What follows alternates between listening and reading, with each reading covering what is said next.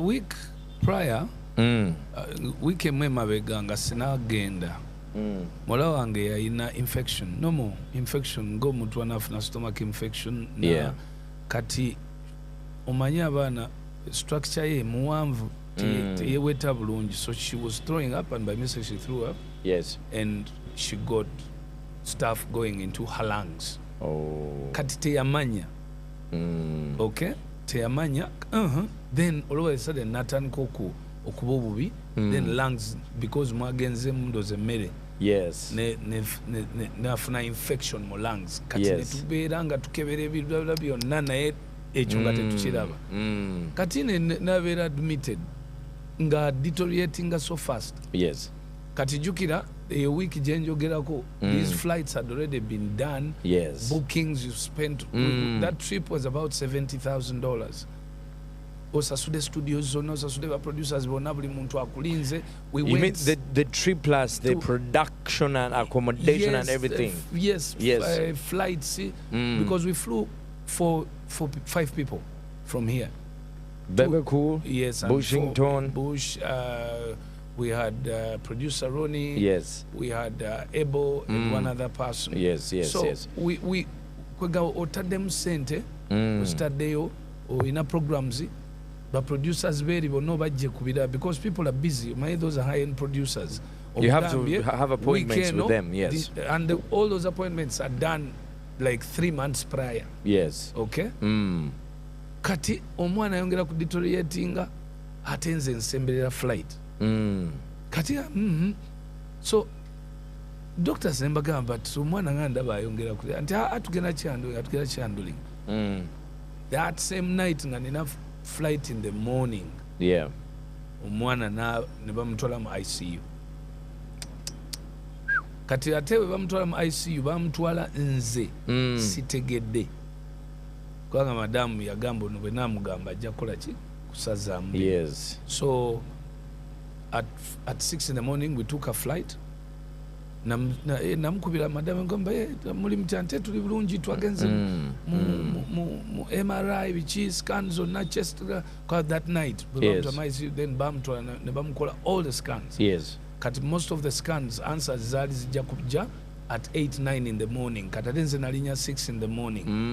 Kati ngenda okulanding in Nigeria went ngesimu yange judde. Madama maziga. When I call on video I'm seeing my daughter is mtudi kubyuma bikibi. Nentandikira okuba amasimu awo nja kuchusa kufuna private jet tewali ngambi ntamye byonna within a second everything had turned upside down. Tewali flight come out that day. Tewali wo kugamba. Were you ready to cancel the production and everything? I had cancelled it. Actually, funny enough, General Muhoozi yali ali Nigeria. Naye nga ali mu oba yali kwanza twalandinga Lagos nga ali Abuja. Nenoonya engeri gye mujjako ennyonyi. Wali agala twala nnyonyi ya General. Do you think I reached out. Kati General nambuuza what the hell is going on to that level. Okay? Ne munyonyola. Nangamba no, let me make some calls. So him and me him and me, we had to instead number option. Nangamba, what about if we send all doctors that are important to the hospital? In the country, doctors in Uganda to basindika bakonvininge wamu bamutase. Because that hour esa musanvu munana we natukira ng'omwana organs zitandise okumisbehavinga. Kati nga liver ekuwa signals enkyamu. Lungs zigenda. Of course, oxygen akendedde. Okay? Kidney zogera kirala. So we had to get every single specialist ngaze kati ba specialist bajja by samwenda ne batula jukiro olunaku omwana yongera kudeteriorating nange eri amaziga gampita mu buyisi. Watonye ziga? Yes, olina omwana. Oh man, I can imagine. You don't even have an idea. That's my firstborn daughter. I know, I can imagine. She's a very good girl. and I could do anything for my children in my life. So, but doctors but discussing about this, but not discussing which one to treat first. To treating multiple organ failure is a very dangerous situation. Life, basawo balina okutuula ne balaba ne bamanya percentages of damages. Yes. Eriwe eyamba eriwa era eriwe esooka okukwatibwako okusobola okukwata ku ndala omwana tusobola mukuba amadagala gonna. Oh, it was hell. And then I'm the father. I'm also supposed to be in the decisions. How do you go on the microphone to start singing? How do you even sleep? Okitegeera ng'omanyi babala seconds bino ebintu si byangu. If you're a parent ene babazadde buli muntu alina omwana asobola ekitegeera. So lucky enough by midnight the doctors had achieved something because twafune bateesa bulungi, they made a good program, bafuna eddagala erisooka, omwana natandika okurespondinga, oxygen natandika okuwera. Kakati awo slowly by the next morning nga bamustabilizinze. Okitegeera kati then issue was I still insisted on coming back to Uganda. Kubanga nali siswa kuyimba eddoboozi nga lifudde. Yeah, even emotionally nga toliyo. Emotionally I was dead already, but because of tearing a lot eddoboozi pe. Kati nengamba buuki nemugamba kati what the hell am I doing here? Yes. Ye bawulira batya ensi neva kunsokulira nti nomwana wange yafudde nga nze ngenze kola. Naye nze ntunula ntya on myself if I lose my daughter mbu ndi ku music. I know. But lucky enough she quickly responded. Bamala kumumpaako. Noyogera naye n'omuwulira ng'ayogera. Yes. N'oddamu amaanyi. Nendyoka ngamba okay, let's proceed. I didn't want to bring this now, but I'm forced to go there. Yeah. How fundamental or important is your wife, Zuena, in the career of Bebe Cool and the two decades of Bebe Cool that we've seen? Of course, she comes number 3. She's the most important person in my life. After God, my mother. Dakao. Yeah, because aina kati duty eye ne ya mama wange. I mean, she takes care of me. She takes care of my children. Okay? She plans with me. She plans for me. She has always done decisions based on the angle family, safety, both economically and socially. Yeah. She has helped me to make the right decisions. Okwagala omuyimbi si kyangu.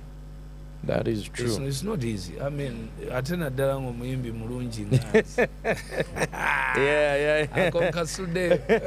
Anyway, today to marry a celebrity in be it a DJ, be it a radio presenter, be it a model, be it, as long as the person is a celebrity, it's not easy. So she has managed to understand me. Of course, we have some small issues here and there as humans. But her being married to me for that long time has been the best decision I ever made for my own career. Oh, yeah. Because I don't know how I would have been Gasina Mchal. Oh, yeah. I know. Left, right, and there are people that don't understand this. There are men that don't understand this. How fundamental is it to have one woman you identify with in the eyes of the public, and how grounded does that one woman and being a mother of your children keep you as a man? That's a very tricky question. Yes. I would not rely on it. I will not say me as Bebe. Yes. If Zuena was not well behaved, I would have gone with the culture of a man. Culture of a man, a man needs to have multiple children. I hear you. I'm not going to have them. I already have, because I have Alan from another mother. Yes. And definitely this other family. But culture prefers that a man supposed to deposit his seed, sow his seed. Katinze cho nachiwakanyanga nga ndi muto nga simanyi lwaki. But now I understand why. Though for me, I'm in a good position where my family is stable for now. Yeah. I hope forever. For now. For now. Yeah. Because I don't know what's coming tomorrow. Yes. I mean, we've seen so many families having issues. Yeah. Children siding with their mothers. Yes. And then the dad stay single-handed. But if you have another family, maybe that family, since you have not been with it, it will now take you in, protect you. Yes, yes, yes. Then also there's issues. Maybe you have children with this woman, and then the children have an issue. Si bagezi. Abana boina bonna basemba mu kirasi. Kati n'ofunayo omulala n'ozaalayo abasobola okuyitaayita. Yes. Maybe another issue. Maybe ono omuzaddemu abaana babiri balina sickle cells. That is true. Okay? Tebamuyina abo baba balina genes ezimutambuza oba bagiyita ba careers. Yes, okay? yes. Kakati ate there are health issues. There's a lot of factors that the cultures oba batata bafa Abaganda oba abachi oba bacho bye baalabanga. Actually, to surprise you, please. Ntoyinza okulowooza nti kiri mu Buganda. Naye ate tribes zino endala zaatusooka naye okulaba. Nze when I was growing up, I used to ask my mom, we had neighbors nga bacholi. This man had 4 wives in the same house. And I was asking, I'm saying, but this man is not serious. Yes. He's bad. Why is he having 4 women? Women in the same house. They could be different houses. But later on, I understood, and he was a champion. Okay. So, for me, I'm not encouraging anyone. Why are you not clapping?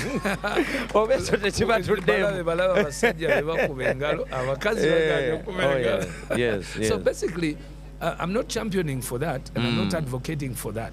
But what I'm advocating for is people need to look for information. Ebintu bino bizitowa, but you have to talk about them, you have to think about them. If you're not comfortable with my next question, feel free not to answer it. You mentioned Alan. There are reports and suggestions as Ziraganti maybe he's not fine and he's detached. I think it was an old video that came up when he didn't look fine. Kind of depressed. Yes. There's been a season when he's so attached to the family, and then after, I mean, with his other brothers, Sadi, Beata, then after Tena Amala Nabula. Yeah, what's wrong? And he also. I will answer it to close because, of course, it is visual. Yes. Okay. Yes. He was going through his own personal challenges, which is understandable. Chameleon has gone through personal challenges, which is understandable. We all saw that publicly. Yes. It's not a big issue. You get it? Yeah. I don't want people to point a finger to my son. Depression. Joseph was in depression. I was in depression here when I separated with Zwena. I think you remember that time. Agenze. Yes. I was a small. If you go on the internet, look for the pictures of Agenze. I look like a toothpick. Yes. So, and those are issues. Even your family cannot interfere. Issues of the heart, and issues of, issues of the heart and issues of. Depression. Depression is a very serious one. Mental health is very important. Mental health is so crucial. Family, let me give you a good example. The rich families are losing their children more than the poor families because of depression.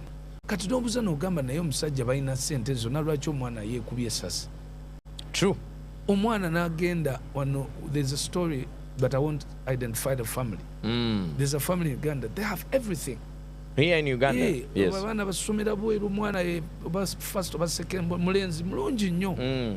Naye ku lunaku lwa birthday ya taata we yayingira mu bedroom ya taata we n'ajjayo emundu neyeekuba. My God. So how do you explain that? So depression or mental health is a serious. Kati tosobola kumanya omuntu kiki ddala ekimutawaanya. Remember there's a guy also who flew from one of those buildings. Was it last year? Kanyuga. Kayunga Road. But the guy was coming from one of the best families. Ng'akola omulimu mulungi golaba abantu basmilinga baseka. Naye babeera depressed. So that's normal. So it doesn't exclude my son. It doesn't exclude me. It will not exclude you. Let's get to the investment of the album. Personal questions we shall get back later. I'm seeing WhatsApps popping in. Never night. Don't see WhatsApp ya dakika 10. Tatugenda juku, but try to keep it to 2 minutes, 1.5. Yeah. And number not to Musamva, not to Musamva, not to Bidi, not to Bidi. Investment of $70,000 US dollars. 700. Not 70,000. Yes. 700,000. Yes. US dollars for production. Tunatoka ku promotion. Yes. Promotion yote tunoidenga mmeka. Atika tutandise okubaga. Yes. Okay. Tutandise okubaga. Let's say buli country soko jiwe $10,000 for a media tour. Bebe is planning a media tour to every country. That is a potential consumer of Bebe Cool's music. Because now organically we are seeing the numbers and from which countries. Yes. And the numbers are saying so far we are looking at the US coming in number 1. They are consuming as number 1. Yes. Which has never happened to my music. So US is consuming your music more than Ugandans. Now more than the home. Countries that are streaming most. Yes. Okay. US, UK, Uganda, Kenya, Nigeria, Tanzania.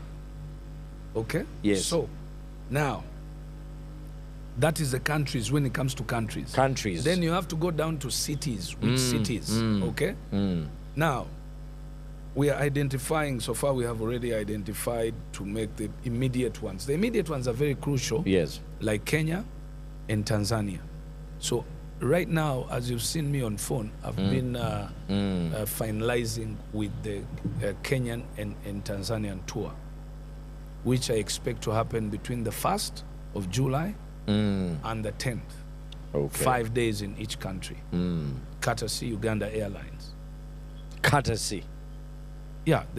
Thank you, Uganda Airlines. They are my sponsors for this album. Okay. Yeah.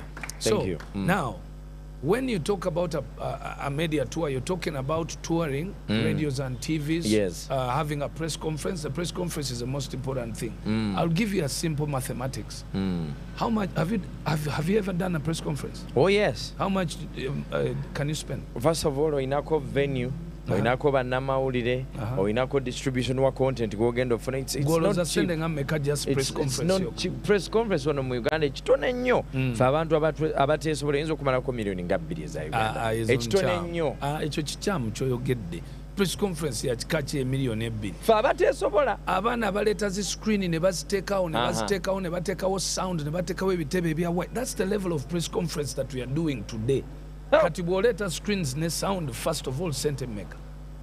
Togenda kuntuuza ku kameeza nga bwonkoze leero wano sebu.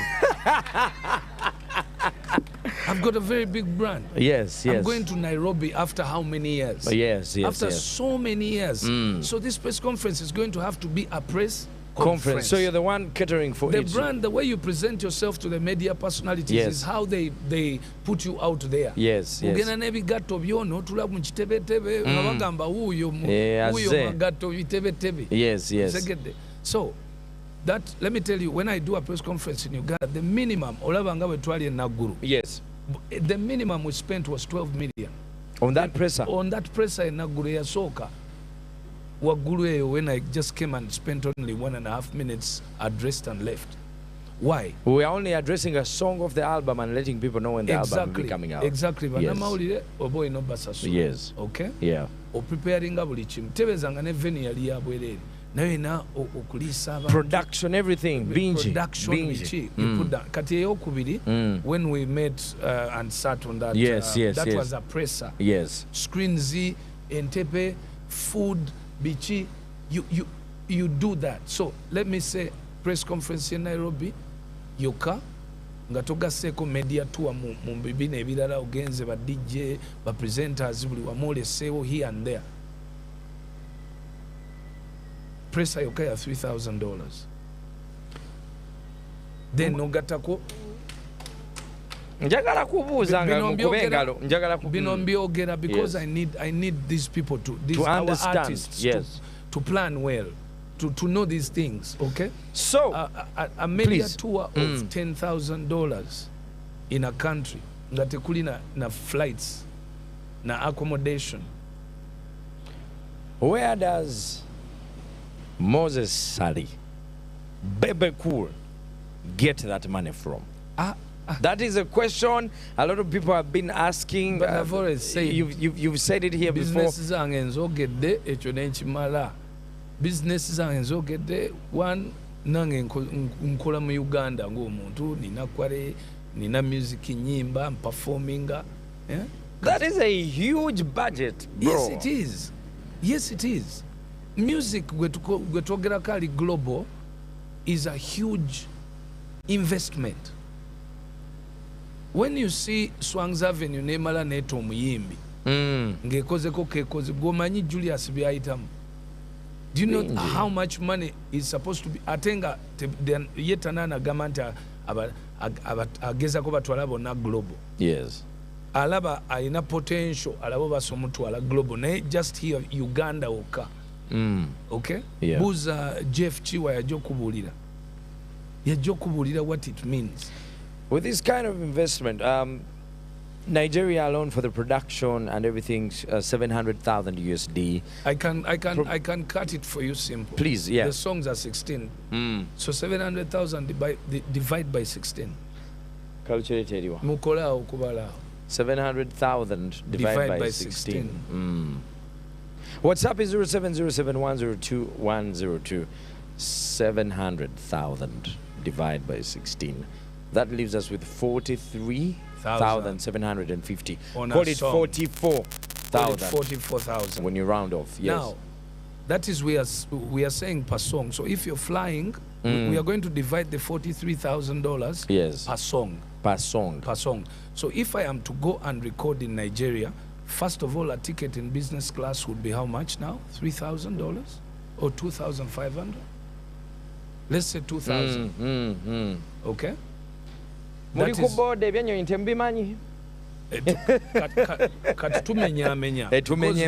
Buli luyimba luyina flight. Yes. Because tusazeewo dividing. Yes. Kati katugeye gwogenda kukola lumu. Buli luyimba luyina flight. Okay? Buli luyimba luyina accommodation. Flight yes. Si ya muntu omugenze bameka. Batano.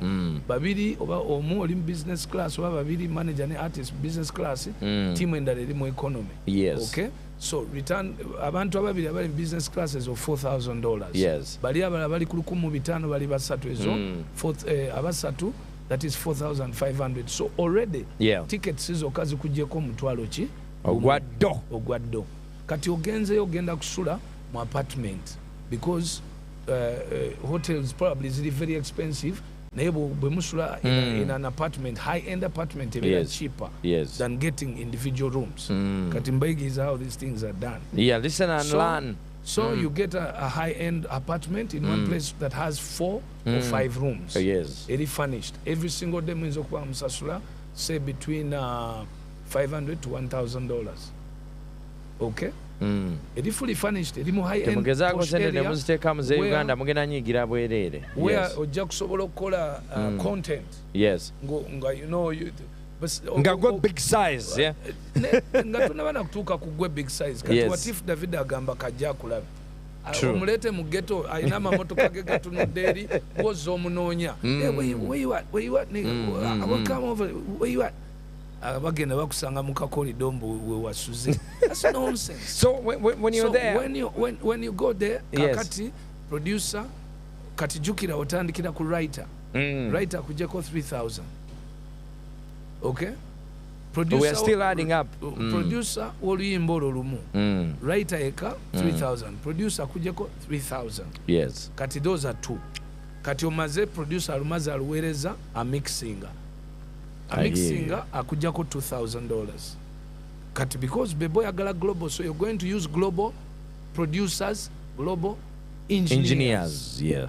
Okay? And if you doubt that, mukebereko ku iTunes oba ku Spotify. Mukebera ku Spotify no genda mu details of the song. Yeah. You will see those names there. And then you try call those names and see. Okay? Or you try get in touch or find out how they. This is a good thing for research. So Vaku engineer a mixing. Then Orimba a mixing a see mastering. Na mastering and I hear you. In production alone per song knows now no genda omutwala. Production alone. Production. kakati nomala nolukomawo ewuwo bwe lukomawo ewuwo nosooka preparinga ziri senazi mu studio nobayita baani mujje muwuliremu buli we bajja 5 6 noba nga olina obafiidinga olina obawaayo kamafuta otandise okuwulira whether ddala ekyo kinaakola. All those are expenses. Question. We're going to go for a break. Yes. In Nigeria, so osooka n'omanya nti ngenda kumalayo ennaku 5. Nosooka ogula engoye n'engato za nnaku meka? Za nnaku 5. Ebikujjamu. So si bino ebya bulijjo. 2 things as we go for the break. Yes. The breakdown tukyagimenya. One, Abannayuganda tebaagala wulira ebyo. Tebaagala wulira nnyo nti yataddemu ssente. One, tuzimba nnyo mutima. It is okay. Kasita buli muntu alina obulamu bwenze sikayana obezange zifiiriddeyo zifiireyo naye nga nze kyange nkikoze ozitaddemu because bonadda ku bantu n'emitima gyabwe ababi because si buli muntu nti mubi abantu abagaliza gye bali naye abatayagaliza of course bangi nnyo mu Uganda. But that's not the issue here. The issue here is how do we achieve it? We have to first know it. We have to get the right information. Diamond abeera akyogerako. Even today, was it yesterday or day in New York ku Gundi ngayogera interview by Adene Fox or something. He says these things because for us these things are important. We have to, our people have to know that that's what it takes. So bojano gama muyimbi nti njawo performing gwe ng'okyalowooza muwa million 2-3 you don't understand what you're doing. Bana bateekamu olaba ne bano bonna bawano bani. They put in a lot of money and time. So after Break the Chains, Bebe Cool's performance cost again abeda meka okumubookinga estimate figure? I don't know. Because nuli baleta wano mu Tanzania ogenda oyimba mu coffee ne bamuletera mu chopa ne tukifunamu obuzibu ne tunyiga. Mwe bali abamaalo. Mwe mwalina amaalo. Nabagamba champion Guddo wano yali mu nnyonyi ne alien nga bagenda ku press conference bali nyakanyonyi bavaawa ne bagwa Mengoba ne bakola press conference ne baddamu ne balinya ne baddayo. And also mugende ku profiles z'abayimbi nga ku Instagram, see the lifestyles. Omuntu gwe mukanira kasiba ku private jet ngenda kugigize wano yagira just mu ka helicopter. Naye ebyo nze nga bwe nabagamba biswaza kubanga tulinya obunyonyi wano nzira n'okumpa ennyonyi I'd rather go by road. Nga ninya ebinyonyi wano temujjukira akasembayo nalinya na jet helicopter ya president nga nveerwa kitula. No other civilian has ever flown in the president. Been flown in a president chopper. Ziri za green ziri 3 naye ya president yennyini eyambala emite egya white. Yes. I've been on those things like that yellow thing ne tukakolera mu campaign ne bobo kaagala kati chameleon yawasiza mu nnyonyi kugamba. And then you still see people talk about a chopper. Really? A chopper is a convenience of time. Yes. It is not an asset to be proud of. No. It's an aspect of time. Oh yeah. Otherwise for me I would rather go the day before. That's why actually for us we went 3 by days road. By road. Netugenda ne motoka zalinga musanvu. Okay? Because I had a very big team of media personalities. So it's preference and timings. Bwe manya kati nina client ayagala okumuperformingira on the 30th. Where? In when Kampala naye I think it is in sides past Rukunjiri there. But then Uganda, Western Uganda, yes. Yes, but I have a flight on the 1st. So you're not going by road, you will fly there. Kati ndi mubabuuza nja kumanya akanyonyi kalamu kubanga bayinza okubreakinga chain. I know we're gonna take a quick break. When we come back I will have questions from you guys, but we're still with Big Size Bebe Cool. I hope you're enjoying the conversation like we are. This is 100.2 Galaxy FM. My name is Mr. Henry. I'm still with DJ Magic Touch. It's the mid-morning. After the break we are still now going to talk about his legacy and what you guys think about the album. This is